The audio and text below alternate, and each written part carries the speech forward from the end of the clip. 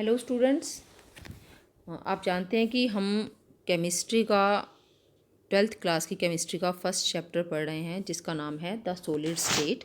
यानी कि हम स्टार्टिंग से ही सॉलिड के बारे में पढ़ते आ रहे हैं कि सॉलिड्स जो हैं उनकी करैक्टरिस्टिक्स क्या होती हैं, वो कितने टाइप के होते हैं, फिर उन जो दो टाइप के सॉलिड्स हैं क्रिस्टलाइन सॉलिड, अमोर्फस सॉलिड, उनमें क्या डिफरेंसेस है, क्या किस तरह से हम उनको डिस्टिंग्विश कर सकते हैं एक दूसरे से, और क्रिस्टलाइन सॉलिड्स किस टाइप के हैं। फिर हमने पढ़ा unit cell, crystal system and then finding number of atoms in unit cell.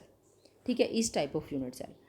अब जो हमारा मेन जहाँ से हमने स्टार्ट किया था सॉलिड को, जब हम सॉलिड को डिफाइन करते हैं तो हम क्या बोलते हैं कि it has fixed shape and fixed volume, है ना। और उसको एक्सप्लेन करने के लिए हम क्या बताते हैं कि जो सॉलिड है, सॉलिड के पार्टिकल्स क्लोजली पैक्ड हैं। सॉलिड के पार्टिकल्स इतने क्लोज हैं एक दूसरे के साथ, ऐसे पैकिंग उनकी हुई है कि उनके बीच में जो स्पेस है वो ना के बराबर है, बहुत ही कम स्पेस है उनके बीच में, उन पार्टिकल्स के बीच में। तो इसलिए जो सॉलिड्स हैं हम कहते हैं कि they are closely packed with no intermolecular spaces. ठीक है, और जिससे कि जो सॉलिड्स हैं वो रिजिड बनते हैं, हार्ड बनते हैं। तो अब हम यही देखेंगे कि एक्चुअल में ये पैकिंग होती कैसे है। सॉलिड जो है वो पार्टिकल से बना है, कोई भी स्टेट है मैटर की वो पार्टिकल से बनी हुई है, and the particles can be atoms, ions और मोलिक्यूल्स। ठीक है, तो जो ये पार्टिकल्स हैं किस तरह से अरेंज होते हैं, इनकी पैकिंग किस तरह से होती है कि हमें एक रिजिड स्ट्रक्चर मिलता है, रिजिड सॉलिड मिलता है। ठीक है, आपके पास एक बॉक्स है, आप उस बॉक्स को अगर यूनिट सेल मान लेते हो, एक आपके पास क्यूबिकल या क्यूबॉइड बॉक्स है। ठीक है, आप उसको मान लो कि एक यूनिट सेल है। इस यूनिट सेल के अंदर, इस बॉक्स के अंदर आपको कई सारी बॉल्स दी हुई हैं, आपको ग्रीन या आपको ब्लू कलर की बॉल्स दी हुई हैं। तो आपको उन ब्लू बॉल्स को इस बॉक्स में, इस डब्बे में ऐसे रखना है कि ज़्यादा से ज़्यादा बॉल्स इसके अंदर आ सकें। और ज़्यादा से ज़्यादा बॉल्स कब आएंगी इसके अंदर, जब उनके बीच में स्पेस ना के बराबर हो। आपने बॉल्स को ऐसे रखना है कि वो बिल्कुल एक दूसरे के साथ सटी हुई हो, खाली स्पेस बहुत ही कम बचे, जितना कम से कम आप बचा सकते हो। ठीक है, तो आप क्या करेंगे, पहले आप क्या करना स्टार्ट करेंगे, पहले आप जो बॉल्स हैं उनको आप एक लाइन में रखेंगे। जब एक लाइन आपने रख ली उसके बाद आप उसके साथ दूसरी लाइन रखेंगे। ठीक है, तो जब आपने एक लाइन बनाई, जब आपने पार्टिकल्स को एक के साथ एक, एक के साथ एक रखा, तो वो आपने कैसी अरेंजमेंट की, उनकी उनकी अरेंजमेंट आपने की वन डायमेंशन में। ठीक है, जब आपने एक रो या लाइन, एक रो के ऊपर दूसरी रो रख दी, ठीक है, उसके साथ दूसरी रो रख दी आपने, उसके ऊपर नहीं, उसके बराबर में, उसके साथ दूसरी रो रख दी या साथ में तीसरी रो भी रख दी, तो आपको ये क्या मिल गया, आपको मिल गई कैसी arrangement, two dimensional arrangement, arrangement in two dimension, packing in two dimension. अब आप देख रहे हो कि जो नीचे वाला स्पेस है ना इस बॉक्स का, वो पूरी तरह से भर चुका है। अब आपने क्या करना है, अब बॉल्स को आप इनके ऊपर रखना शुरू करोगे। जैसी लेयर आपने नीचे बनाई है टू डायमेंशन की, वैसी ही लेयर्स आप इनके ऊपर रखोगे। अब एटम्स को इनके ऊपर रखोगे।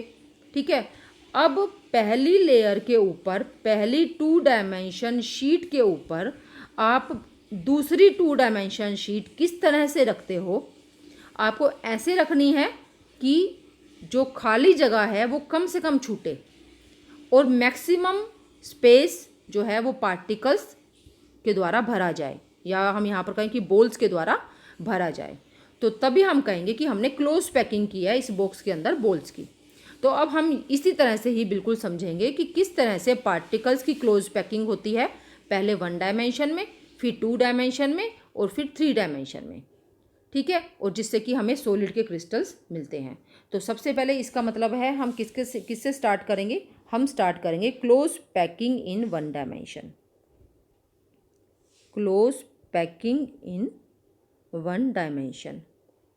मैथ्स में आप जानते हैं कि जो थ्री डायमेंशनल स्ट्रक्चर्स होते हैं, थ्री डायमेंशन स्ट्रक्चर्स या स्पेस होते हैं, उनको हम डिफाइन करते हैं किससे, उनको डिफाइन करने के लिए हमें क्या चाहिए, हमें चाहिए लेंथ, ब्रेड्थ एंड हाइट, है ना। हमें ये तीन चीज़ें चाहिए थ्री डायमेंशनल स्ट्रक्चर को बताने के लिए। अगर हम वन डायमेंशन की बात कर रहे हैं तो हमें सिर्फ एक ही चीज़ चाहिए, लेंथ।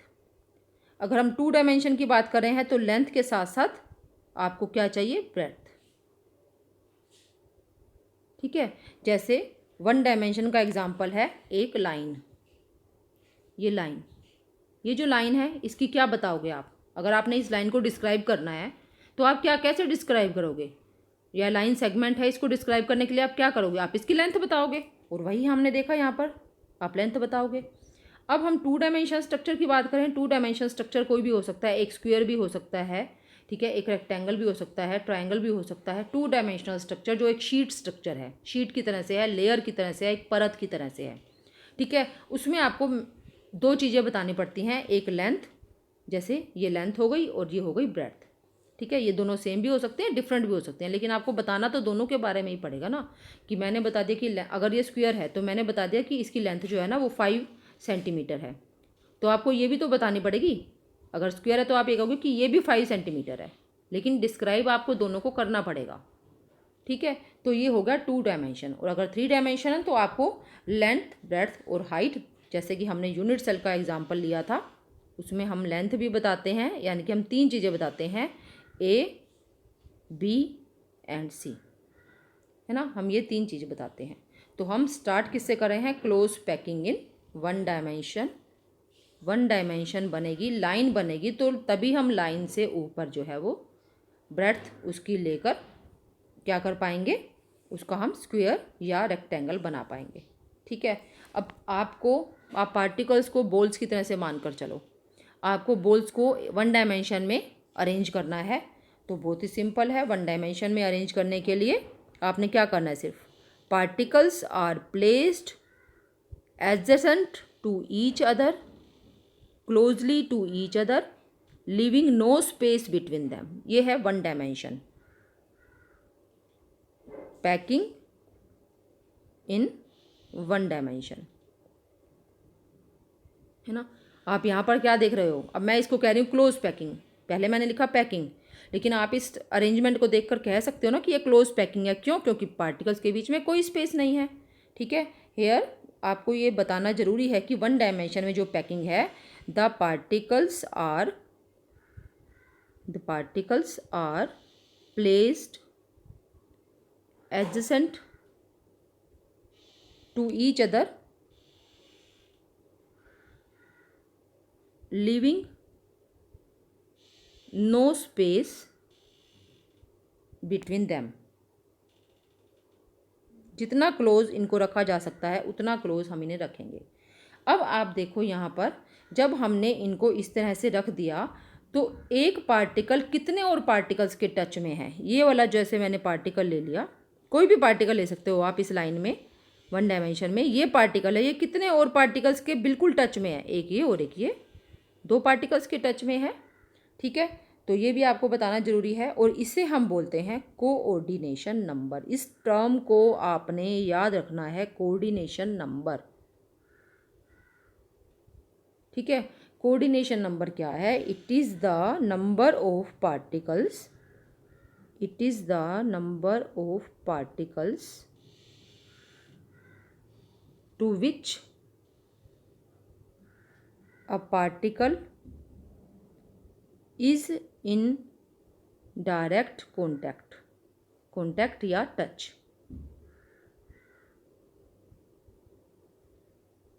ठीक है। कोऑर्डिनेशन नंबर क्या है? It is the number of particles to which a particle या एनी पार्टिकल भी कह सकते हो आप, any particle is in direct contact. तो यहाँ पर मैंने एक पार्टिकल लिया, उसको दिखाया मैंने कि वो 2 और पार्टिकल्स के टच में है, तो कोऑर्डिनेशन नंबर 1 डायमेंशन में क्या हुआ? Coordination number in 1 dimension is equal to 2। ये आपने ध्यान रखना है बिल्कुल अच्छे से। लेकिन वैसे इसमें ऐसा कुछ नहीं है कि आपको रटने की ज़रूरत पड़े, बहुत ही ईजी है, बहुत ही सिंपल है। आप जब बॉल्स को एक के साथ एक मिलाकर रखेंगे तो आपको पता है कि हर बॉल 2 और बॉल्स के कांटेक्ट में आएगी। उस लाइन के बीच में जितने भी बॉल्स आ रही हैं वो सभी बॉल्स 2 और बॉल्स के डायरेक्ट कांटेक्ट में है, मीन्स हर बॉल का कोऑर्डिनेशन नंबर है 2, ठीक है। ये तो हो गई हमारी पैकिंग इन 1 डायमेंशन। अब हम स्टार्ट करते हैं close packing in 2 dimension. Close packing in 2 dimension. आप जो मैंने स्टार्टिंग में एक बॉक्स में बॉल्स को फिल करने से, बॉल्स की प्लेसिंग से जहाँ से मैंने स्टार्ट किया था, तो मैं आपका ध्यान दोबारा से वहाँ पे दिलाऊंगी कि जब हमने 1 डायमेंशन में पैकिंग कर ली थी, उसमें हमने जब एक रो में बॉल्स को रख लिया था तो हमने क्या किया था, हमने फिर उसके बराबर में दूसरी रो रखी थी, या उसके एक तरफ या उसके ऊपर की तरफ या उसके नीचे की तरफ। यहाँ पर क्योंकि हम जब एक पेज पर दिखाते हैं तो हम ऊपर या नीचे ही दिखाएंगे ना, क्योंकि हम साथ साथ रखा हुआ तो नहीं दिखा सकते हैं इसमें। तो ऐसे ही लगेगा कि एक हमने ऊपर रखी है रो और एक रो हमने नीचे रखी है। ठीक है, तो अब हम क्लोज पैकिंग इन 2 डायमेंशन करते हैं। यहाँ पर जो है क्लोज पैकिंग इन 2 डायमेंशन के 2 वेज हैं, 2 तरीके हैं। अब आप देखिए कैसे 2 तरीके हैं। मैंने आपको ऊपर जब बॉक्स में बॉल्स को रखा सिर्फ एक ही तरीका बताया था। ठीक है, तो पहले हम वही देख लेते हैं। जब 2 डायमेंशन में पैकिंग करनी है तो हम स्टार्ट किससे करेंगे, 1 डायमेंशन से ही, और 1 डायमेंशन हमारे पास है ही। सबसे पहले हमें 2 डायमेंशन में जाने से पहले हमें 1 डायमेंशन में पैकिंग करनी पड़ेगी, यानी कि हमें क्या बनाना पड़ेगा, हमें ये एक रो बनानी पड़ेगी।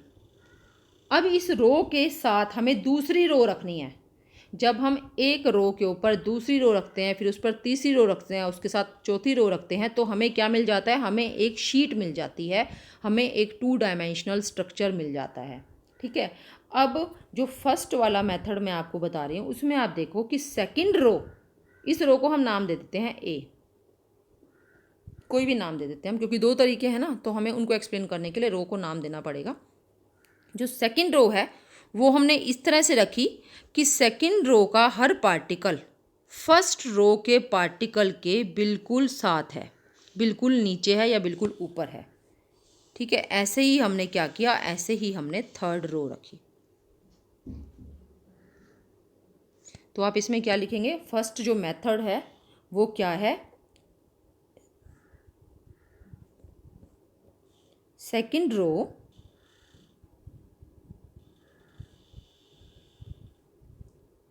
is placed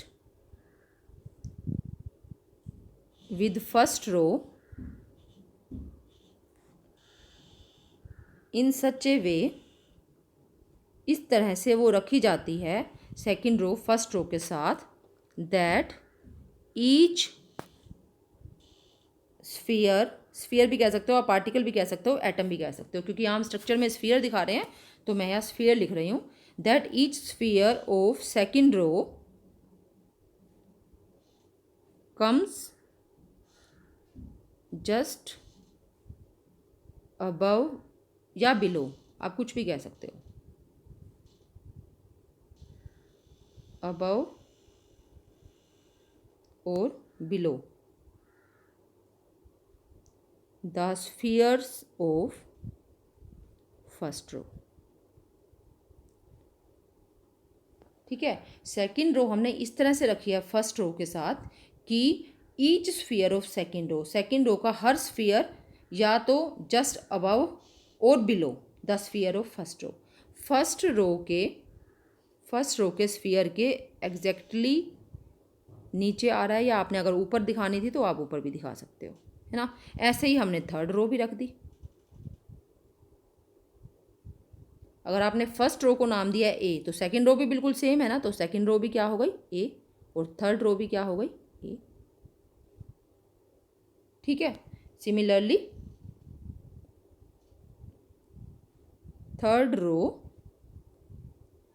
is placed with second row in same manner, बिल्कुल सेम तरीके से हम थर्ड रो को सेकंड रो के साथ रखते हैं। This type of arrangement is called, this type of 2 dimensional arrangement packing is written as या प्रेजेंटेड एज, रिटन और presented as A type 2 dimensional packing. ठीक है, साथ में 2 डायमेंशनल बताना बहुत ज़रूरी है, क्योंकि ए टाइप की हम 3 डायमेंशन में भी देखेंगे, वहाँ थोड़ा सा फ़र्क होगा, बट जो फ़र्क है वो उसी को बताने के लिए हमें यहाँ पर 2 डायमेंशन पैकिंग का नाम दिया है। ए टाइप 2 डायमेंशन पैकिंग या ए टाइप अरेंजमेंट इन 2 डायमेंशन, कुछ भी कह सकते हो आप। ए टाइप बताना है और साथ में 2 डायमेंशन को भी मेंशन करना है आपने, ठीक है। तो अब आप यहाँ पर अपना ध्यान लाइए कोऑर्डिनेशन नंबर पर। इस अरेंजमेंट में ए टाइप अरेंजमेंट में आप बीच वाली रो का कोई भी एक पार्टिकल चुन लो। ये चुन लिया हमने, ठीक है। अब आप ये देखो ये कितने और पार्टिकल्स के डायरेक्ट कॉन्टैक्ट में टच कर रहा है, कितनों को, 1 2 3 एंड 4। एक पार्टिकल 4 और पार्टिकल्स के डायरेक्ट कॉन्टैक्ट में है। कोई भी पार्टिकल देख लो आप इस बीच वाली रो का, वो 4 और पार्टिकल्स के डायरेक्ट कॉन्टैक्ट में है। ये इसके इसके इसके और इसके, है ना। तो यहाँ पर जो कोऑर्डिनेशन नंबर है वो क्या हुआ, coordination number is equal to 4, ठीक है। ये समझ में आ गया कोऑर्डिनेशन नंबर कि ईच पार्टिकल, क्योंकि यहाँ मैंने 3 ही रो दिखाई हैं इसलिए मैंने बीच वाली रो का एग्जांपल ले लिया, उसके पार्टिकल का कोऑर्डिनेशन नंबर दिखा दिया। लेकिन आप जब 2 डायमेंशन पैकिंग होगी तो किसी भी रो के किसी भी पार्टिकल का कोऑर्डिनेशन नंबर चेक करेंगे, क्योंकि कई सारी रोज होंगी ना, तो किसी भी पार्टिकल का कोऑर्डिनेशन नंबर चेक करेंगे आप तो 4 ही आएगा, ठीक है। तो अब यहाँ पर हम एक और चीज़ की तरफ अपना ध्यान देते हैं कि अगर हम जो ये 4 पार्टिकल्स इसके क्लोज कॉन्टैक्ट में हैं, जो 4 पार्टिकल्स इसके कोऑर्डिनेशन नंबर के लिए हम दिखा रहे हैं, उन पार्टिकल्स के सेंटर को मिला दें अगर हम, ठीक है, ये सेंटर था इसका, इनके सेंटर को अगर हम मिला दें तो हमें क्या मिल जाएगा, ये हमें ये मिल गया स्क्वायर, क्योंकि चारों स्फीयर एक जैसे हैं, ठीक है। तो और बीच वाला स्फीयर भी वैसा ही है, तो हमें ये सारी जो चारों इसकी जो डायमेंशंस हैं ना, साइड्स हैं, वो इक्वल मिलेंगी और हमें मिल जाएगा ये एक स्क्वायर। तो इस टाइप की क्लोज पैकिंग को हम स्क्वायर क्लोज पैकिंग भी कहते हैं। It is also known as, एक हमने कहा ए टाइप, ठीक है, और एक हम इसको क्या बोलते हैं, square close packing in 2 dimension. तो आपको ये सारी जो टर्म्स है ना ये याद रखनी है। एक्चुअल में याद रखने की ज़रूरत ही नहीं है अगर आपको समझ आ रही है, क्योंकि ऐसा कुछ नहीं है कि हमने इसको कोई स्पेशल नाम दे दिया। हमने इनको नाम कहाँ से दिए हैं, जो हमें दिख रहा है, ठीक है। हमने इसको नाम दिया A type close packing in 2 dimension. क्यों, क्योंकि जो रोज़ हैं वो एक ही जैसी हैं सारी की सारी, first row second row third row सभी रोज़ एक जैसी हैं, ठीक है। फिर हमने इसको कहा square packing in close 2 dimension. वो क्यों कहा, क्योंकि किसी भी पार्टिकल के जो टच करने वाले 4 दूसरे स्फीयर्स हैं उनके सेंटर को मिलाने पर हमें स्क्वायर मिल रहा है, तो इसलिए हमने इसको स्क्वायर क्लोज पैकिंग भी कह दिया इन 2 डायमेंशन, ठीक है। अब हम सेकेंड टाइप की क्लोज पैकिंग करते हैं। हमने फर्स्ट टाइप की क्लोज पैकिंग देखी यहाँ पर, ठीक है। अब हम सेकंड टाइप की क्लोज पैकिंग देखेंगे। देखिए, तो इसको भी हम स्टार्ट कहाँ से करेंगे, 1 डायमेंशन से। 1 डायमेंशन में हमने रखा स्फीयर्स को और एक रो बना ली और इस रो को हमने नाम दे दिया A. This row is termed as A, named as A. अब जो सेकंड रो है, आप देखो क्या कोई और तरीका है कि उसके स्फीयर्स फर्स्ट रो के साथ कैसे फिट हो सके। सेकंड रो के स्फीयर जो है हम यहाँ पर, सेकंड रो जो है ना हमारे पास ऐसे की ऐसी बनी हुई रखी है, सिर्फ हमने उसको इसके फर्स्ट वाली के साथ रखना है। तो हम उसको ऐसे रख सकते हैं कि उसके जो स्फीयर्स हैं तो सेकंड रो के स्फीयर्स भी क्लोज कॉन्टैक्ट में जैसे कि फर्स्ट रो के हैं, लेकिन उसके स्फीयर्स फर्स्ट रो में जो डिप्रेशंस बने थे, ये जो जगह होती है ना ये वाली, आप देख रहे हो डिप्रेशन, मतलब कि अंदर की तरफ धंसा हुआ जो एरिया है, ठीक है। तो हमने जब सेकंड रो रखी फर्स्ट रो के साथ, तो सेकंड रो के स्फीयर्स फर्स्ट रो के डिप्रेशंस के अंदर रखे हैं हमने, ठीक है। तो हम इसको क्या लिखेंगे, तो अब पहले आप यहीं से समझ लो कि अगर हमने फर्स्ट रो को ए नाम दिया है तो सेकंड रो की अलाइनमेंट अलग हो गई ना। ये पार्टिकल अगर ऐसे आ रहा है तो ये पार्टिकल कैसे आ रहा है, यहाँ आ रहा है, सेम लाइन में तो नहीं आ रहे हैं ना दोनों रो के पार्टिकल, इसलिए अलाइनमेंट डिफरेंट हो गई। इसलिए हम सेकंड रो को क्या नाम देंगे, बी। ठीक है, अब मैं थर्ड रो को सेकंड रो के साथ बिल्कुल इसी तरह से रखूँगी कि थर्ड रो के जो पार्टिकल्स हैं वो सेकंड रो के डिप्रेशन में आ जाएं, डिप्रेशन में फिट हो जाएं। तो अब आप देखो कि फर्स्ट रो और थर्ड रो, फर्स्ट और थर्ड बिल्कुल अलाइनमेंट सेम है। ये फर्स्ट रो, ये थर्ड रो सेम लाइन में आ रहे हैं, तो इसका मतलब फर्स्ट रो और थर्ड रो सेम है, तो हम इसको क्या नाम देंगे, हम इसको नाम देंगे ए। ठीक है, यहीं से हम पहले फिगर में सब कुछ देख लेते हैं। ये हमारी जो अरेंजमेंट है it is termed as A B, क्योंकि फोर्थ फिर बी जैसी हो जाएगी, A B type packing in 2 dimension.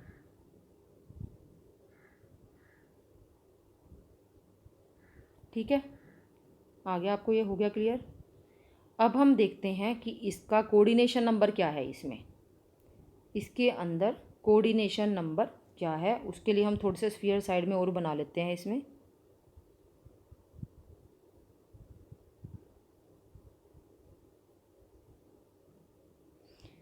इस पार्टिकल को चूज़ करते हैं हम। ये देखो कितने पार्टिकल्स के कांटेक्ट में है, 1 टच कर रहा है जिनको, 2 3 4 5 6 पार्टिकल्स के टच में है। तो कोऑर्डिनेशन नंबर क्या हुआ, coordination number is equal to 6। Each particle in this type of arrangement is in contact of 6 more spheres. इसका क्या मतलब है कोऑर्डिनेशन नंबर 6 का, each particle in this arrangement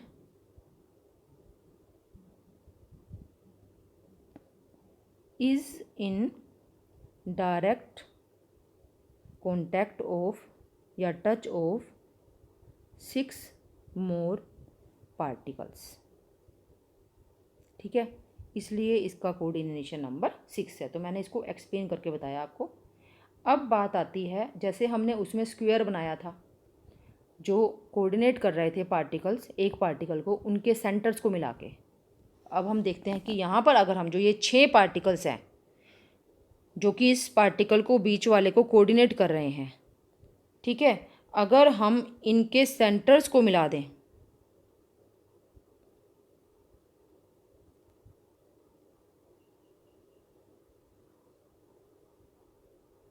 तो हमें ये क्या मिला, हमें ये मिला हेक्सागन।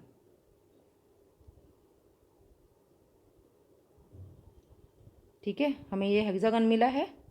तो आपको ये ध्यान रखना है कि हम इसको क्या बोलते हैं, A B type packing in 2 dimension तो बोलते ही हैं, साथ में हम इसे बोलते हैं hexagonal close packing in 2 dimensions.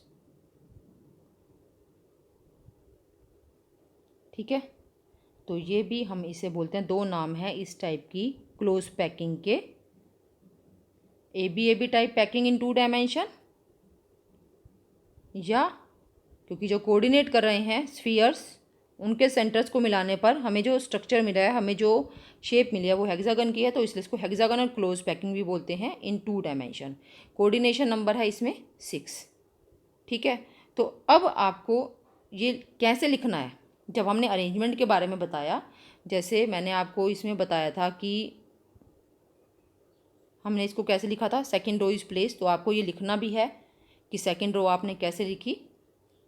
तो मैंने आपको सारा पहले इसके नाम और कोऑर्डिनेशन नंबर बता दिया। तो अब आपको अगर लिखना है तो आप इसको कैसे लिखेंगे, कैसे अरेंजमेंट है, अरेंजमेंट की कैसे हमने, या पैकिंग कैसे की हमने, क्लोज पैकिंग किस तरह से की। सेकंड रो, सेकंड टाइप की हम क्लोज पैकिंग कर रहे हैं ना 2 डायमेंशन में। Second row is placed along first row in such a way इस तरह से रखी गई है दैट ईच पार्टिकल या स्फीयर, कुछ भी लिख सकते हो आप, और sphere of second row fits in depressions of first row. ठीक है, इस तरह से हमने इसकी पैकिंग करनी है। And third row when placed exactly in same manner, जब हमने थर्ड रो को बिल्कुल इसी तरह से ही सेकंड रो के साथ रखा, along second row, we got, क्या मिला हमें, a row similar to first one. तो जो थर्ड रो थी हमें कैसी मिली, वो फर्स्ट रो जैसी मिली। ठीक है, इसलिए यहाँ पर हमने लिखा first row in such a वे, तो फर्स्ट रो को आप ब्रैकेट में लिख दो ए। ठीक है, कि वो in such a way that each particle और sphere of second row fits in depression of first row, and third row when placed exactly in same manner along second row को हमने नाम दे दिया था क्या, B. We got a row similar to first row यानी कि ए, तो ए बी टाइप अरेंजमेंट हो गई। ठीक है, और हेक्सागोनल है ये भी मैंने आपको बता दिया। अब यहाँ पर एक और चीज़ है, वन मोर थिंग जो आपको ध्यान रखनी है। ये हमारा फर्स्ट मेथड था 2 डायमेंशन में क्लोज पैकिंग का। यहाँ पर आप जो एम्प्टी स्पेस हैं, खाली स्पेस हैं, उनको देखो। जो एम्प्टी स्पेस है आप उनको देखो, इसका साइज़ देखो एम्प्टी स्पेस का। जो ये एम्प्टी स्पेस है इसका साइज़ देखो, और अब आप यही एम्प्टी स्पेस का साइज़ देखो इस रो में, ये देखो। तो किसका साइज़ ज़्यादा है, जो फर्स्ट वाली स्क्वायर क्लोज पैकिंग है उसमें जो एम्प्टी स्पेस है वो ज़्यादा है, जबकि hexagonal close packing in 2 dimension है उसमें एम्प्टी स्पेस कम है। इसका मतलब ज़्यादा क्लोज पैक कौन सी हुई अरेंजमेंट, हेक्सागोनल क्लोज पैकिंग, है ना। तो इसको भी मैं लिख कर बता देती हूँ आपको। एम्प्टी स्पेस, एम्प्टी या free space in square close packing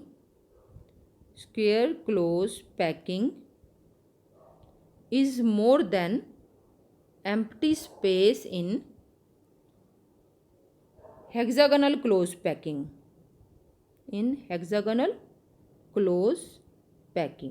ठीक है, ये ज़्यादा है। तो इससे हमें क्या पता चला, so hexagonal close packing is more efficient, मतलब कि ज़्यादा अच्छी है, वो ज़्यादा अच्छे से हुई है क्लोज पैकिंग। क्योंकि हम बात किसकी कर रहे हैं, हम बात कर रहे हैं क्लोज पैकिंग की। क्लोज पैकिंग मतलब जितना नज़दीक से नज़दीक वो रखे जा सकते हैं, जितना कम से कम खाली स्पेस छूटे वो क्लोज पैकिंग होगी।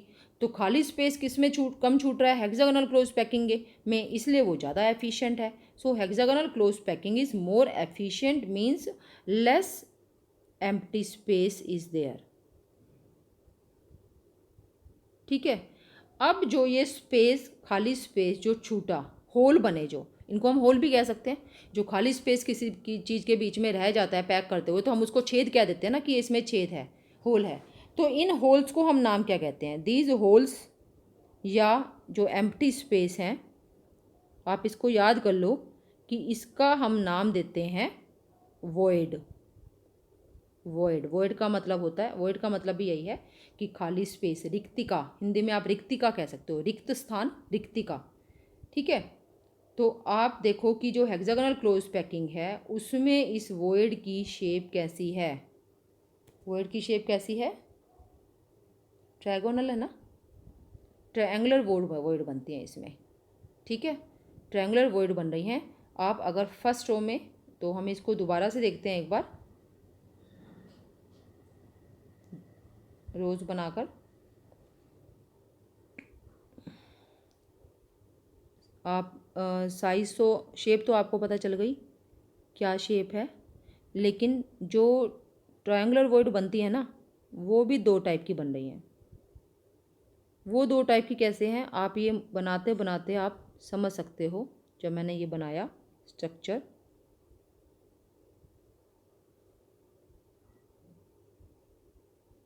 देखो यहाँ पर जो इस वाली, यहाँ जो फर्स्ट, ये फर्स्ट रो है, ये सेकंड रो है, ये थर्ड रो है।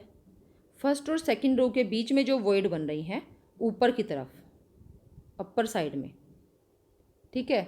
और एक बन रही है, मैं यहाँ पर फर्स्ट और सेकंड में ले लो, चाहे आप सेकंड और थर्ड में ले लो, ठीक है। मैं इनकी बात कर रही हूँ।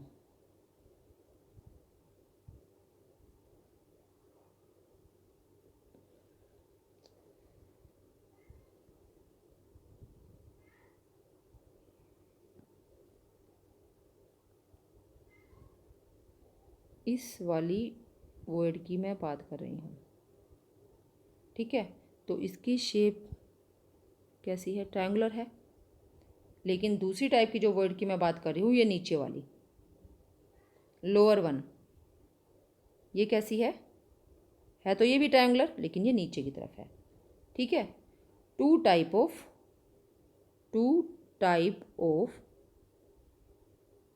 Triangular voids are formed between two layers। दो लेयर्स हैं, फर्स्ट और सेकंड। ऐसे ही सेकंड और थर्ड के बीच में भी दो टाइप की voids बनेंगी, ठीक है। Two type of triangular voids are formed between two layers, one with apex in upward direction,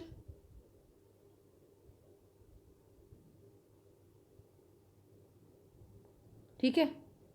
यानी कि कैसी, इस तरह से, इसको मैंने एपेक्स कहा है, it is apex. One with apex in upward direction and second with apex in downward direction,